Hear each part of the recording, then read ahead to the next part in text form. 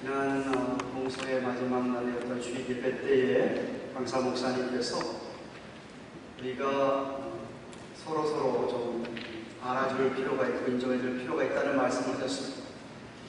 세상에서 자기를 알아주는데 싫어할 사람 아무도 없지 않느냐 라는 말씀하시면서 좀 알아주고 인정해주라는 말씀을 하셨습니다. 정말 우리 가운데 누군가가 나를 알아주고 나를 칭찬해주고 나에게 박수 쳐줄 사람, 박수 쳐준다면 그거 싫어할 사람 아무도 없을 것입니다. 남에게 내가 한 일에 대하여 인정을 받고 상을 받는다고 하는 것만큼 우리에게 기쁨을 주는 일이 아마 없을 것입니다. 예를 들면 세상 사람들이 우리에게 당신이 한 일에 대해서 인정을 하면서 높여주는 것 다 좋아합니다. 특별히 그런 상이 아주 특별하고도 유명한, 예를 들어서 올림픽 가서 어느 종목에서 내가 금메달을 땄다. 그러면은 정말 세상 모든 사람이 그 금메달 딴 그 사람에 대하여서 박수를 보내고 칭찬을 하고 그 사람에 대해서만큼은 인정을 할 겁니다. 더더군다나 노벨상 같은 그런 아주 유명한 상을 받으면 정말 신문에서 떠들썩하기도 하고 그런 상을 받는 것이 얼마나 존귀하고 영광스러운 상이겠습니까? 특별히 우리가 세상을 살아가면서 우리를 미워하는 사람, 우리를 싫어하는 사람들 앞에서 내가 인정을 받고 상을 받는다면 그만큼 또 기분 좋은 일이 없지 않나 생각을 합니다. 그래서 아마 다윗이 그래서 우리에게 이런 시편을 쓴 것 같습니다. 여러분 너무나도 잘 아는 시편 23편 5절에서 주께서 내 원수의 목전에서 내 원수들이 보는 앞에서 내게 상을 베푸셨나니 그러고서는 기름으로 내 머리에 기름을 부으시니까 내가 정말 감당하지 못할 내 잔이 넘치나이다 라는 그런 표현을 했습니다. 물론 거기 상은 잔치상을 얘기하는 겁니다. 잔치상, 밥상을 얘기하는 거예요. 그런데 원수들이 가만히 보는 앞에서 하나님이 나를 인정을 하시고 내 앞에 상을 잘 차려주셔서 그런 걸 내가 누리고 있다고 하면 내가 얼마나 기분이 좋겠느냐라고 고백을 했습니다. 근데 여러분, 세상에 이런 상들은 다 금방 지나가면 잊어버립니다.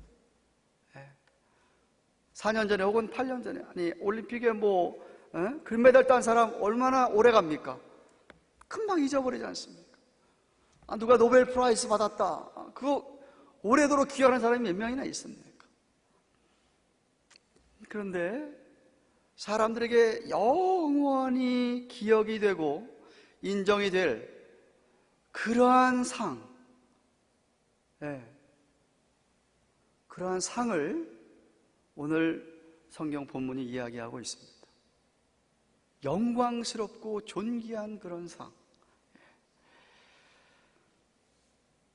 혹시 여러분 알고 계십니까? 우리 예수님께서 십자가에 돌아가신 후에 부활하시고 승천하셔서 하나님 보좌 우편에 영광과 존귀로운 관을 쓰시고 영광과 온 세상 피조물로부터 영광과 존귀를 받으시는 그러한 만왕의 왕으로 우리 예수님이 계신 것을 여러분은 알고 있습니까?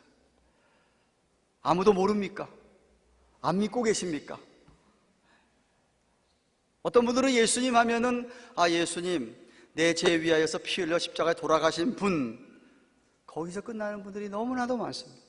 맨날 그 생각만 마음을 사로잡고 있습니다. 그래서 내가 죄 지으면 하이제에서 피 흘려 돌아가신 예수님, 거기서만 끝나는 분들이 너무나 많습니다. 예수님은 거기서 끝나지 않으셨습니다. 부활하고 승천하셔서 정말 하나님 보좌 우편에 앉으셔서 온 세상 피조물들의 영광과 존귀를 받고 계시는 분이십니다.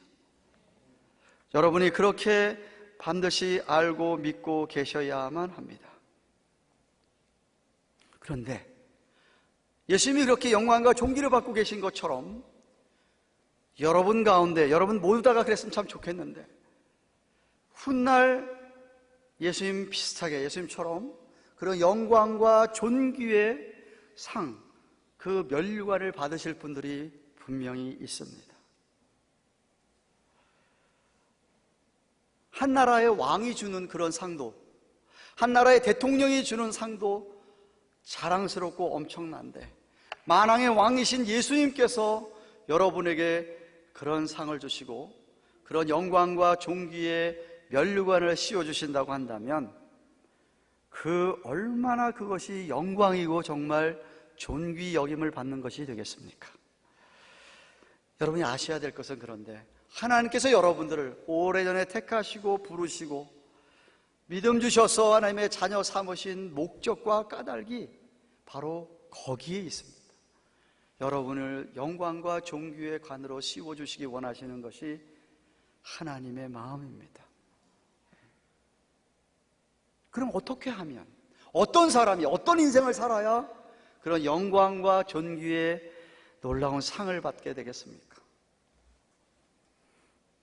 먼저 예수님께서 어떻게 그런 영광과 존귀의 관을 시음을 받으셨는가를 살펴보면 알 수가 있습니다. 부활절과 부흥회 때문에 약 3주 전 2장 1절부터 4절까지 말씀을 여러분과 함께 나누었습니다. 1절부터 4절까지는 우리가 받은 구원이 얼마나 귀한 것인가를 갖다가 여러분이 생각을 하고 있어야 된다, 그것을 가볍게 여기는 것에 대해서 경고, 워닝을 주시는 말씀이 1절부터 4절까지 말씀이었습니다. 왜냐하면 그 구원은 오래전에 말씀에서 계시된 약속의 말씀에 의한 것이고 성령 하나님의 역사라고 하는 것을 강조하셨습니다. 그리고는 오늘 본문에서 영광과 존귀의 주님을 말하기 위하여 우선 하나님의 형상으로 지음받은 우리 인간들을 창조하신 하나님의 그 고귀한 뜻을 말하고 있습니다. 오늘 본문 5절 처음에 보시면은 오는 세상이 있는데 그 오는 세상은 천사들을 위한 것이 아니라고 말씀하고 있습니다. 5절 말씀 보십시오.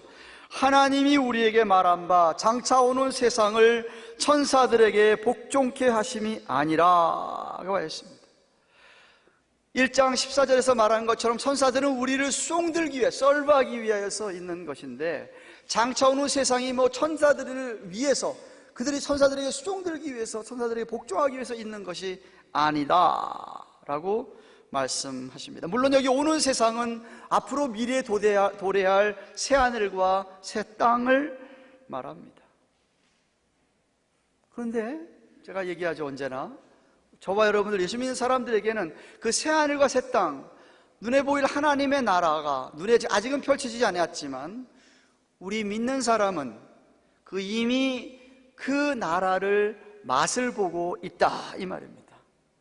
교회가 하나님의 나라의 모형이듯이 저와 여러분들은 미래에 올 눈에 도래할 하나님의 나라, 그 나라가 아직 눈에는 안 보이지만 우리에게는 눈에 보이지 아니하는 이 하나님의 나라를 우리는 이미 경험하고 있다는 말씀입니다.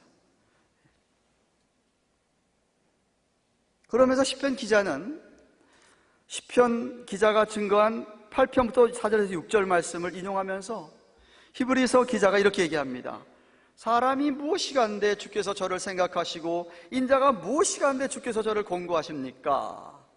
시편에서 반복되는 두 개의 병행 구절들이 종종 등장합니다. 똑같은 의미를 조금 다른 말로 사용하고 있는 겁니다. 저를 잠깐 동안 천사보다 못하게 하시는데 영광과 존귀로 관씌우시며 만물을 그 발 아래 복종케 하셨느니라 하셨으니, 거기까지 인용했는데, 거기까지 시편 말씀의 내용은요, 저와 여러분들이 하나님의 형상으로 지음받은 에덴 동산 그 옛날로 돌아가서 하나님이 처음 아담과 하와를 만드셨을 때에는 정말 천사보다 잠깐 못하게 하시는지 모르지만은, 그러나 우리에게 영광과 존귀로 인간들에게 그렇게 받도록 온 우주 만물이 정말 복종하도록 했는데, 아담과 하와가 죄를 범하여서 타락함으로 말미암아 그것을 다 잃어버렸습니다. 다 잃어버렸습니다. 영광과 존귀가 다 사라져버렸습니다, 인간에게. 그래서 히브리서 기자는 이 시편을 인용하면서 예수님에게 인용을 하고 있습니다. 예수님에게 적용을 시켜서 말하고 있는 겁니다. 우리 예수님은 잠깐 동안 인간의 몸을 입고 오셔가지고 고난을 당하시고 십자가에 죽으셨지만 하나님께서 그를 부활시키시고 승천하게 하셔서 영광과 존귀에 관을 씌우실 정도로 지존하게 만드셨다는 말씀이에요. 그를 그렇게 높이셨다는 이야기. 물론 우리들도 때가 되면, 주님 재림하시면 이 몸이 변화받아가지고 주님을 맞이하게 되면서 재림하시게 되시면 새하늘과 새 땅이 펼쳐지게는 우리도 주님과 같이 그렇게 다스릴, 영광과 존귀로 다스릴 날이 분명히 옵니다. 본문에서 이 시편 기자가 이야기한 걸 히브리서 기자는 예수님에게 적용을 하면서, 우리 그 예수님은 지금 영광과 존귀의 관을 쓰고 계시고 세상을 그렇게 주권적으로 다스린다고 말씀하십니다. 영광이라고 하는 것은 하나님의 속성을 가리키는 말입니다. 영광이라고 하는 것은 하나님의 거룩함을 이야기하는 그 빛을 가리키는 겁니다. 그 영광 앞에 죄된 인간이 섰다가는 감당을 못합니다. 마치 모세에게 나타난 하나님의 영광처럼 말입니다. 존귀라는 말은 최고의 명예를, 존경, 최고로 귀중함, 그런 것을 가리키는 말이 여기 존귀, 아너리라고 하는 말입니다. 부활하신 주님, 승천하신 주님에게 하나님께서 영광과 존귀의 관을 씌워 주실 수밖에 없었습니다. 그래서 계시록에 보면 4장과 11장에 보시면은 천군 천사들이 그 주님을 찬송을 하고 24장로는 모든 믿는 자들을 대표하는 장로들입니다. 자기에게 주어진 면류관을 주 앞에 벗어 던지면서 주님을 찬송한다고 합니다. 마치 이사야 선지자가 그의 택한 백성들을 가리켜서 이사야서 43장 7절에 물은 내 이름으로 일컫는 자 곧 내가 내 영광을 위하여 창조한 자를 오게 하라. 하나님의 백성들, 하나님이 지었고 만들었는데 왜 하나님의 영광을 위하여 만들었다. 사실 예배라고 하는 것은 여러분, 그 하나님의 영광과 존귀를 보는, 영광과 존귀의 주님을 대면하는 것이 바로 대면하는 시간이 예배 시간입니다. 여러분, 예배하러 와서 찬양 가운데, 기도 가운데, 말씀 가운데 여러분이 하나님의 영광, 주님의 존귀하심을 보지 못했다고 한다면 예배는 그냥 왔다가만 가신 것이지 드린 것은 아니라고 얘기하시겠어요.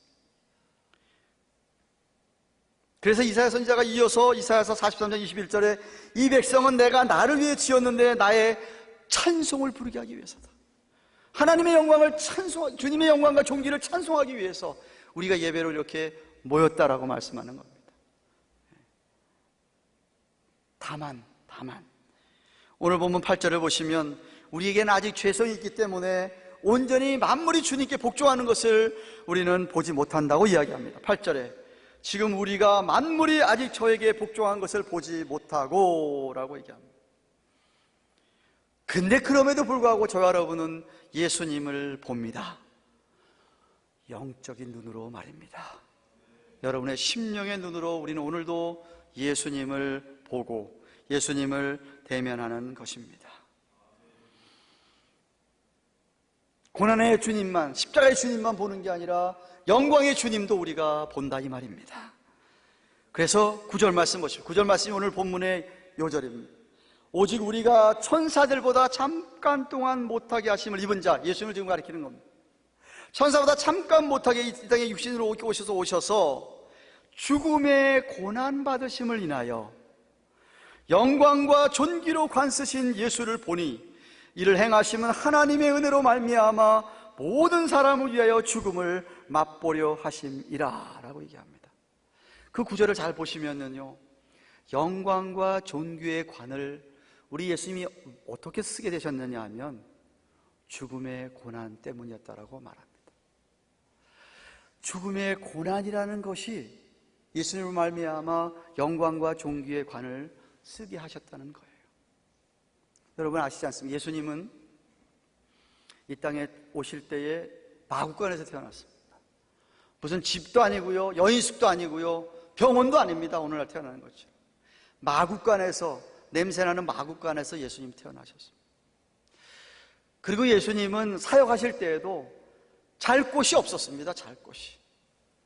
여우도 자기가 잘 굴도 있고 공중의 새도 자기 집이 있는데 인자는 머리 둘 곳조차 없다라고 마태복음 8장 20절에 말씀하죠.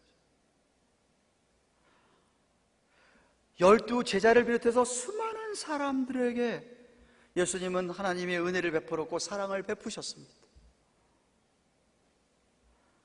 그런데 하나같이 다 예수님이 고난당할 때는 다 배신했습니다.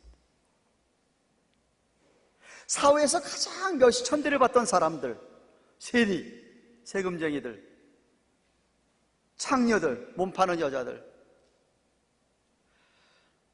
귀신 들린 사람들, 병든 사람들, 중병 들린 사람, 그것도 38년 동안 혈류병을 앓던 사람이라든지, 아니 자기 애가 죽어가지고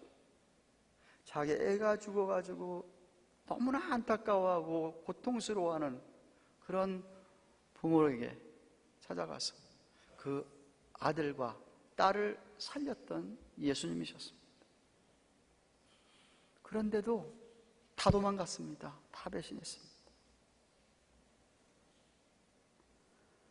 결국 조롱과 모욕과 멸시 가운데 처참하게 양손과 양발을 큰 못에 찔리신 채 옆구리에 창을 옆구리로 찌르면서 물과 피를 다 쏟으시면서 예수님은 돌아가셨습니다. 예수님이 이 땅에 계시면서 자기 자신을 위해서 조금이라도 시간을 사용해 본 적이 없습니다. 휴가를 가본 적이 없으십니다. 정말 예수님은 고독한 인생을 사셨습니다. 예수님의 이 인생을 사복음서에 나타난 이 짤막한 3년 동안의 삶에 대해서 여러분이 조금 알고 있다고 한다면 우리가 이 세상에서 살아가는 동안에 당하는 어떤 고난과 어려움, 예수님이 당하신 고난에 비유하면 정말 그거는 아무것도 아니라고 생각합니다. 아무것도 아니지 않겠습니까? 뭐 때문에 여러분 힘드십니까? 뭐 때문에 어렵습니까?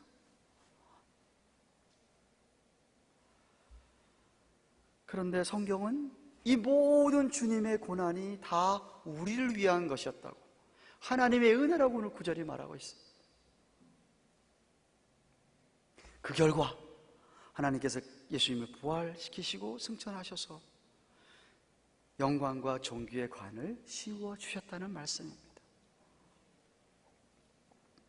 사랑하는 가든교회 교우 여러분, 여러분 신앙생활을 열심히 하면요 반드시 어려움은 찾아오게 되어 있습니다. 신앙생활 해보신 분들 알잖아요. 정말 말씀대로 살려가면 너무 힘들잖아요. 왜? 세상은 그렇게 반대거든, 아니거든요. 힘들 수밖에 없어요. 고난이 있을 수밖에 없고 어려움이 닥칠 수밖에 없습니다. 그러나 여러분, 그럴 때 여러분이 뭘 생각하셔야 되냐면 예수님이 당하신 고난을 생각하셔야만 합니다. 하나님의 관점, 영원의 시간의 관점에서 지금에 당하는 어려움을 해석할 수 있어야 된다는 말씀입니다.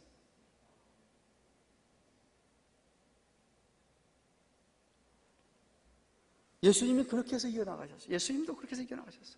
히브리서 12장 2절 하반절에 예수님은 그 앞에 있는 즐거움을 위하여 십자가를 참으사 부끄러움을 개의치 아니하시더니 결국 하나님 보좌 우편에 앉았다라고 말씀하십니다. 다시 말해 예수님도 이 십자가의 고난 자신이 잘 참아내면 곧 당신에게 주어질 영광과 존귀의 관을 바라보고 내가 지금 당하는 부끄러움, 수치함조차도 이겨내셨다라는 말씀입니다. 여러분 예수님 믿는 것 때문에 부끄러움을 당하신 적 있습니까? 수치를 받아본 적이 있습니까? 예수 믿는 것 때문에? 그런데 그렇지 않고 얼마나 많은 교인들이 그 잠깐 동안의 고통, 어려움, 수치, 부끄러움 이런 것을 피하기 위해서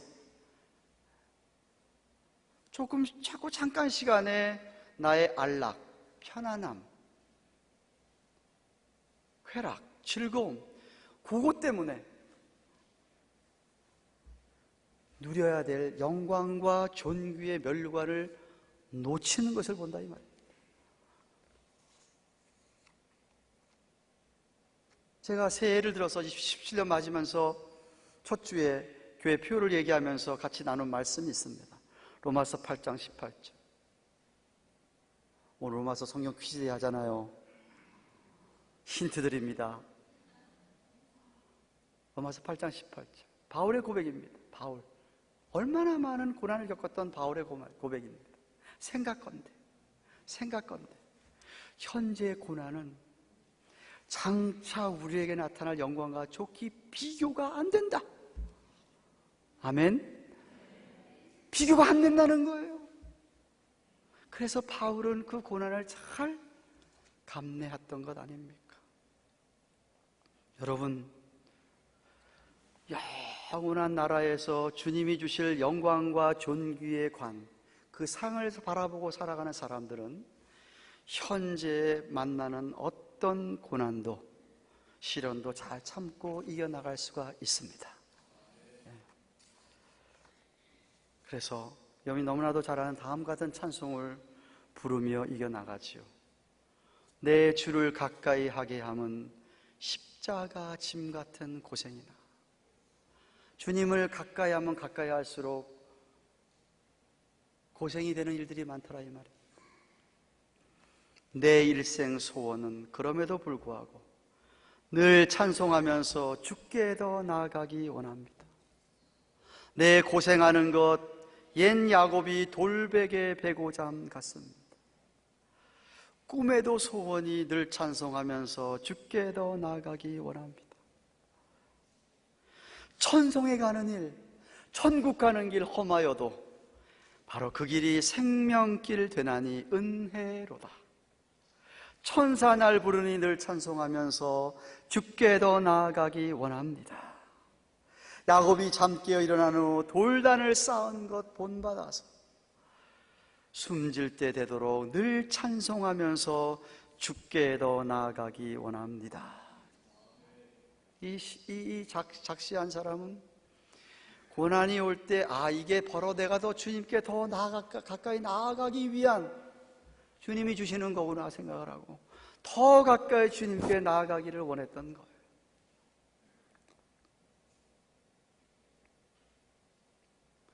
신약성경에 보면은 영광과 존귀의 면류관을 묘사하고 있는 5가지 면류관이 나타납니다. 첫째는 복음을 전하고 영혼을 주님께로 인도한 자에게 주시는 자랑의 면류관이 나옵니다. 바울은 데살로니가전서 2장 19절에 우리의 소망이나 기쁨이나 자랑의 면류관이 무엇이냐? 그의 강림하실 때 우리 주 예수 앞에 있는 너희가 아니냐? 바울에게 있어서 자랑의 면류관은 그가 복음을 전도해서 교회를 일구어 놓고 교회를 개척했을 때 거기에 있던 성도들이야 이 말입니다. 또한 시련과 유혹을 잘 참고 이기는 자에게 주시는 생명의 면류관이 있습니다. 야고보서 1장 12절 시험을 참는 자는 복이도다.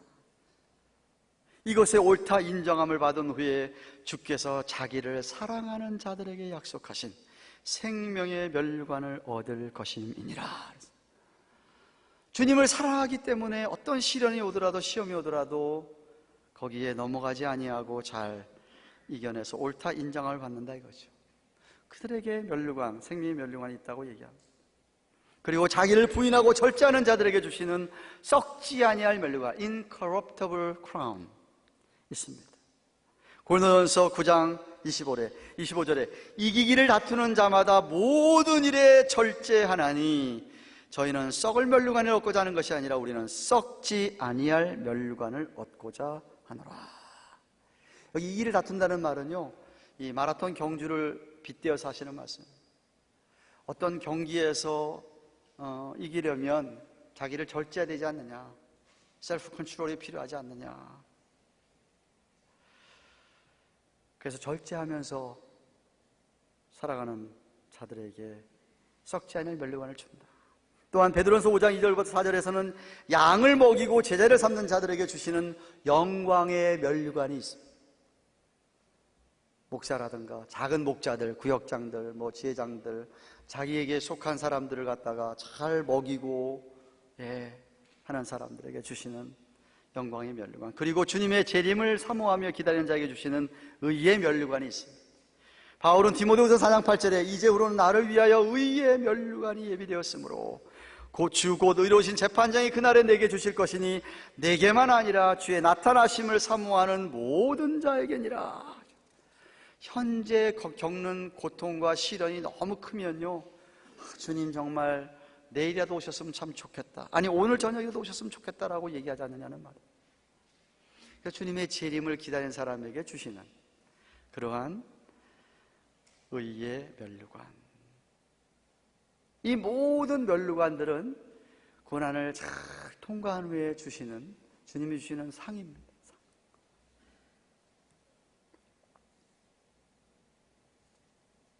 나이팅게일 아시죠? 나이팅게일.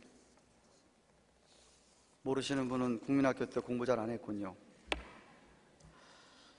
1834년에 간호원이었던 나이팅게일은 1853년에 크리미아 전쟁이 발발했어요. 크리미아 전쟁은 나폴레옹 이후로 러시아가 확장해 가면서 유럽을 점령하고자 할 때에 영국과 프랑스와 터키가 연합으로 해서 러시아와 맞선 전쟁이었습니다. 전쟁이 터지자 이 나이팅게일, 영국 간호원이었던 나이팅게일이 자원해서 전쟁터로 자기가 나아가서 전쟁에서 부상당한 부상병들을 간호하고 환자들을 치료했는데 혼자서 13,000여 명의 환자를 치료했습니다.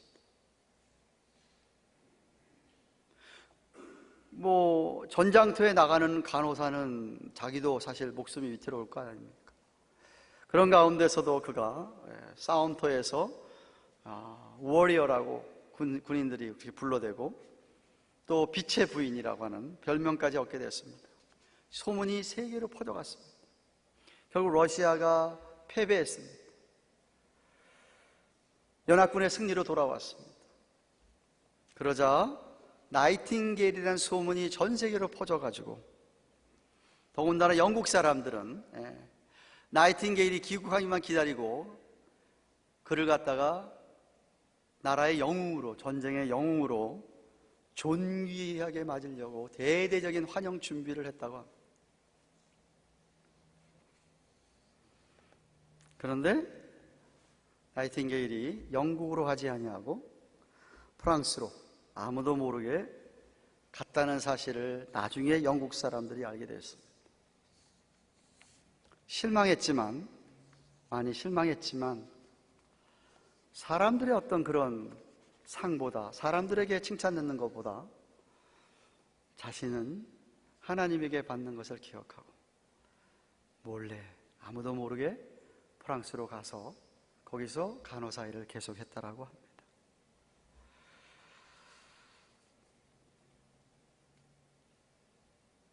누구에게 인정받고 상받기 원합니까? 강사 목사님 말씀에서 우리는 서로 인정하고 서로 알아줘야 되지만 여러분, 목사가 인정하고 알아주는 것이 더 여러분에게 귀합니까? 하나님이 알아주고 귀하는 게 더 귀합니까? 비교가 안 되잖아요. 여러분은 이미 예수님 믿는 믿음 때문에 엄청난 복을 받았습니다. 구원을 받으셨잖아요. 영생의 복을 받으셨잖아요. 하나님의 자녀가 되셨잖아요. 하나님의 자녀에게는 하나님께서 아버지가 되셔서 모든 거 필요한 거 다 주신다고 그랬잖아요. 아니, 자신의 아들의 생명까지 주었는데 뭐 다른 거 안 주겠느냐고 말씀하셨잖아요. 여러분에게 다 주셨어요. 엄청난 복과 여러분은 특권을 누리고 이미 있습니다. 근데 여러분, 동시에 여러분이 아셔야 될 것은 예수님께서 이 땅에 고난을 받으셨듯이 저와 여러분도 이 땅에서 고난도 함께 받아야 한다는 거예요. 이 세상 사람들은 세상에 어떻게든 잘 먹고 잘 살고 높은 자리에 올라오고 이런 날리기 위해서 애를 쓰는지 모르지만 우리는 그런 데 관심을 갖는 게 아니에요. 하나님이 나에게 보는 눈을 생각을 하고 내가 주를 위해서 받는 고난, 그건 정말 기쁘게 감사하게 이 고난이 결국은 영광과 존귀의 관이 될 것이다. 그런 믿음으로 우리는 살아야 할 줄로 믿습니다. 이 세상에는 환난을 당할 수밖에 없지만, 예수님께서 제 아들에게 이 세상에 너희가 환난을 받을 수밖에 없지만, 그러나 담대하라, 내가 세상을 이기었노라. 너희는 세상에서 환난을 당하지만 담대해라, 내가 세상을 이기었노라 라고 하지 않았습니까? 비록 우리가 아직도 연약한 몸을 입고 있기 때문에 시수투성이고 그렇게 잘 쓰러질지는 알 수 없지만, 연약한 존재이지만 결코 우리는 실패하지 않습니다. 우리의 마지막은 실패가 아니라 마지막은 정말 성공일 줄로 믿습니다. 주님께서 이렇게 도와주시니까 말입니다. 다시 말하면 우리가 지금 고난받고 고생하고 어려워 하는 것이 끝이 아니라는 얘기를 하고 있는 거예요. 예수님이 십자가의 죽음으로 끝났다고 한다면, 생각해 보십시오. 예수 십자가의 죽음으로 끝났다고 한다면 그 얼마나, 그 다음에 아무것도 없다고 한다면, 그러니까 거기가 끝이 아니라는 것이죠. 부활하시고 승천하셨다는 것 아닙니까? 영광의 종교의 관을 쓰고 계시고 오늘도 세상 나라를 주권적으로 다스리고 계시다는 것 아닙니까? 우리를 지켜보고 계신다는 것 아닙니까? 우리를 위해서 기도해 주시고 있다는 것 아닙니까?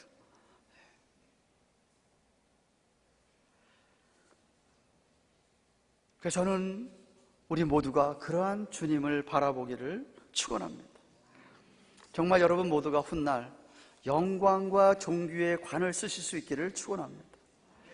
고난의 시간을 만날 때마다 여러분 주님의 고난을 생각하시고 내게 훗날 잠시 잠깐 지나면 있을 고난과 존귀의 면류관을 생각하시기를 바랍니다. 아무리 고통스러워도 두려워하지 마십시오.